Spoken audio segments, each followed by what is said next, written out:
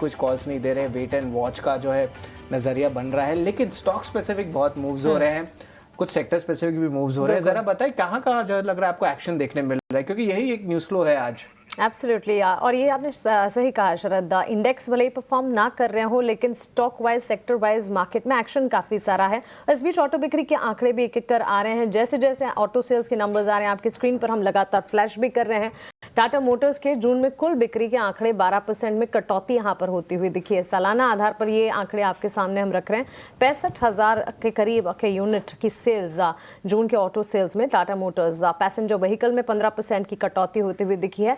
In fact हमारी तरफ से जो अनुमान थे उसमें भी हमने आपको कहा था कि ट्रैक्टर की बिक्री जो है सीजनलिटी फैक्टर के लिहाज से इस वक्त अच्छी देखने को मिलेगी, लेकिन पैसेंजर व्हीकल सेल्स जो है उसमें एक असर इंपैक्ट आता हुआ देखने को मिलेगा। नेगेटिव डाउन ट्रेंड्स हो सकता है सेल्स के फ्रंट पर देखने को मिले।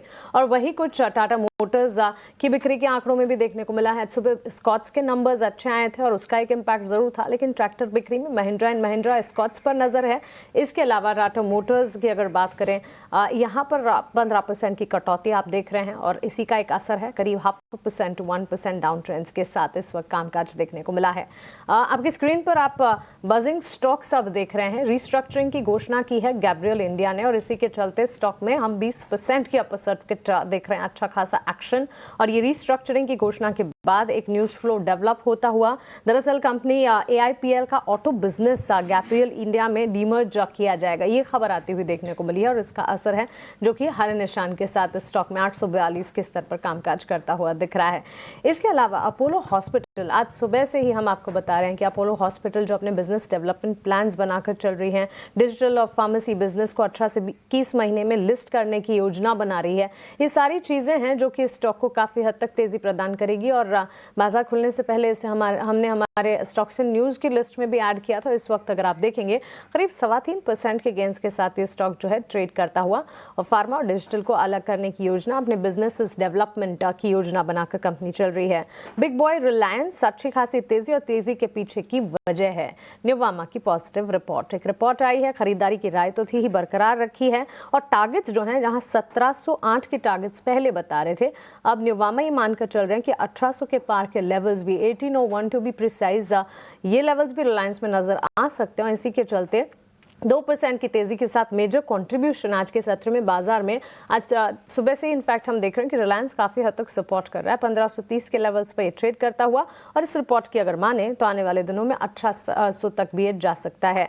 इसके अलावा डिक्सन टेक्नोलॉजीज का स्टॉक, आज सुबह हमने आपको मार्केट्स जब खुले तब टच बेस किया था, स्टॉक को बताया भी था कि लगातार जो तेजी की चाल पकड़ता है वो स्टॉक आज कमजोरी देख रहा है। इसके पीछे एक रिपोर्ट है IDFC फर्स्ट बैंक पर भी जो ब्रोकरेजेस की रिपोर्ट्स आ रही है उसका असर बिल्कुल देखने को मिल रहा है इस वक्त स्टॉक प्राइसेस में। इन्वेस्टेक की खरीदारी की राय IDFC फर्स्ट बैंक पर है। 77 के लेवल्स पर 6% की तेजी पर ये स्टॉक ट्रेड कर रहा है, क्योंकि ये रेटिंग जो है इसमें खरीदारी की राय दी है और टारगेट्स बढ़ाए हैं। 65 के टारगेट्स पहले थे, 77 पर ऑलरेडी ये स्टॉक है और इन्वेस्टेक की रिपोर्ट का भी मानना है कि 90 तक भी IDFC फर्स्ट बैंक का काउंटर जो है वो पहुंच सकता है। इसके चलते positive news flow, positive report, जिसका असर 6% की गेंस के साथ। डिक्सन में मॉर्गन स्टैनली की रिपोर्ट आई है, इक्वल वेट से घटाकर अंडरवेट रेटिंग की है लेकिन लक्ष्य बढ़ा दिए हैं, तो इसका इंपैक्ट आप देखेंगे डिक्सन टेक्नोलॉजी के स्टॉक प्राइस में 8696 से टारगेट्स को बढ़ाकर 11,563 किया। और last but not the least, defence का खेमा आज अच्छा एक्शन दिखा रहा है और BEL के चार्ट करीब 528 करोड़ के नए ऑर्डर्स कंपनी को मिलते हुए दिखे हैं। 3% की तेजी आज इनफैक्ट डिफेंस और शिप बिल्डिंग प्लेयर्स हैं जो कि काफी हद तक बाजार को सपोर्ट करने का काम कर रहे हैं, या यूं कह सकते हैं कि शिप बिल्डिंग स्पेस ने तो कमबैक भी किया है। Garden reach ship builder, Cochin shipyard, ये सारे स्टॉक्स बाजार खुलने के साथ अच्छी मजबूती के साथ ट्रेंड कर रहे थे और अब BEL को भी इसमें ऐड कर रहे हैं हम। इनफैक्ट इस पर खबर और खबर का असर करीब 3% की तेजी पर।